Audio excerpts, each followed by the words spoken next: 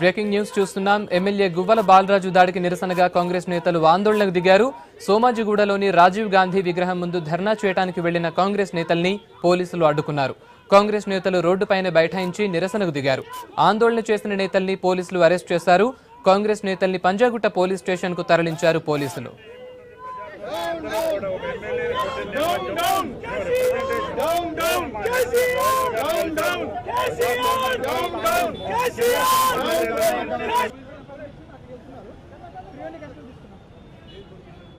ముఖ్యమంత్రి గారు కలవడానికి వచ్చాము.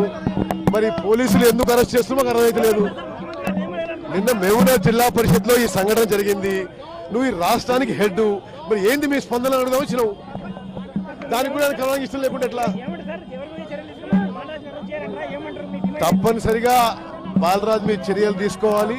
అదేవిధంగా ఈ విధమైన పరిపాలన సరి అయింది కాదు. మహబూబ్నగర్ లో రాష్ట్రంలో కరువు నివారణ చర్యలు తీసుకోండి. ఇది మా డిమాండ్. ఎవరి మీద కేసులు పెట్టాలంటారు సార్? ఫస్ట్ తెలంగాణ రాష్ట్ర వ్యాప్తంగా కరువు నివారణ చర్యలు తీసుకోవాలి. మహబూబ్నగర్ జిల్లాని కరువు నుంచి ఆదుకోవాలి. నిన్న జరిగిన సంఘటనకి ఎవరైతే కాంగ్రెస్ ఎమ్మెల్యే అసాల్ట్ చేసిండ్రో వాళ్ళ మీద చర్యలు తీసుకోవాలి. మా ఎమ్మెల్యే కనుక టీఆర్ఎస్ ఎమ్మెల్యేని కొట్టింటే ఈ పార్టీకి మీరు అరెస్ట్ చేసి జైల్లో పెట్టుండేవాళ్ళు కాదా? ఎందుకు మీ ఎమ్మెల్యే పైన యాక్షన్ తీసుకోవడం లేదు అడుగుతా ఉన్నాం. తన ఎమ్మెల్యేలతో దాడి చేయించి అన్ని పార్టీలు అడగదొక్కాలి. మా పార్టీలో ఉంటేనే మీకు రక్షణ ఉంటది, మా పార్టీలో ఉంటేనే ఈ రాష్ట్రంలో మనుగడ ఉంటది అనేటువంటి సంకేతాన్ని ఈ ముఖ్యమంత్రి ఇస్తున్నాడు. ముఖ్యమంత్రి గారు ఖబర్దార్, ఈ రాష్ట్రంలో రాష్ట్ర ప్రజలను ఏ విధంగా ఎన్నుకున్నా అదే విధంగా తరిమి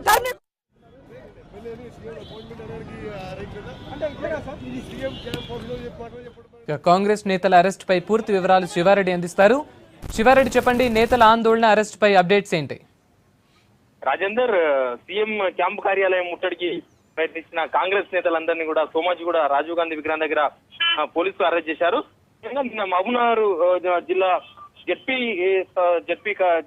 కార్యాలయంలో జరిగిన సమావేశంలో జరిగిన సంఘటన నిరసనగా క్యాంప్ ఆఫీస్ ముట్టడికి కాంగ్రెస్ నేతలు ప్రయత్నించారు. మహబూబ్నగర్ జిల్లాను కరువు జిల్లాగా ప్రకటించాలి. నిన్న కాంగ్రెస్ ఎమ్మెల్యే చిట్టెన్ రామోరెడ్డిపై దాడికి పాల్పడ్డ టీఆర్ఎస్ ఎమ్మెల్యే బాలరాజును వెంటనే అరెస్ట్ చేయాలన్న డిమాండ్ తో కాంగ్రెస్ నేతలు క్యాంప్ ఆఫీస్ ముట్టడించారు. అంతకుముందే రాజ్భవన్కి వెళ్లారు, గవర్నర్ కలిశారు. గవర్నర్ కూడా వినతి పత్రం ఇచ్చారు. సిఎల్పి సమావేశంలో నిర్ణయించిన కార్యాచరణ మేరకు కాంగ్రెస్ నేతలు క్యాంప్ ఆఫీస్ దగ్గరికి వెళ్లే ప్రయత్నం చేశారు. సీఎం కు వినతి పత్రం ఇచ్చేందుకు మాత్రమే వెళ్ళారని కాంగ్రెస్ నేతలు చెప్తున్నారు. కానీ సీఎం ప్రస్తుతం క్యాంపు కార్యాలయంలో లేరు, సెక్రటేరియట్ లో లేరు. కేసీఆర్ ప్రస్తుతం ఫామ్ హౌస్ లో ఉన్నారు.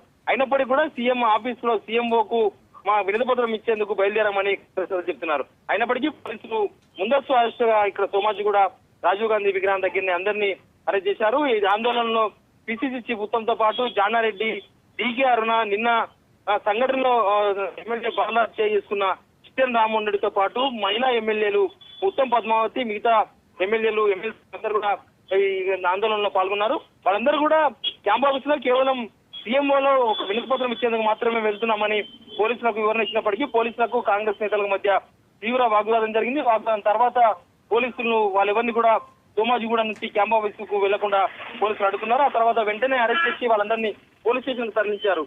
Rajender. Right Shiva Reddy, thank you for the update.